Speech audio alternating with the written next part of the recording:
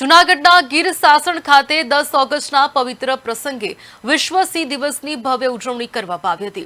આ નિમિત્તે રાજ્યના મુખ્યમંત્રીએ વર્ચ્યુઅલી સંબોધન કરીને પ્રજાજનોને વિશ્વ સિંહ દિવસની શુભકામનાઓ પાઠવી હતી।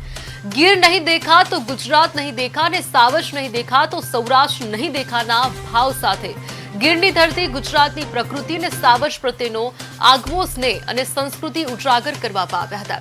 એશિયાઈ સિંહોના એકમાત્ર કુદરતી નિવાસસ્થાન એવા ગીર અને સિંહ સંરક્ષણ જન જાગૃતિ તેમજ માનવ વન્યજીવ સહઅસ્તિત્વનો સંદેશ રાજ્યના 11 જિલ્લાઓમાં ગુંજી ઉઠ્યો હતો। આ ઉજવણીના ભાગરૂપે વિદ્યાર્થીઓ દ્વારા ભવ્ય મહારેલીનું આયોજન કરવામાં આવ્યું હતું તેમજ સિંહોના સંરક્ષણ અને મહત્વ વિષય પર વિદ્યાર્થીઓએ પોતાના વક્તવ્યો રજૂ કર્યા હતા।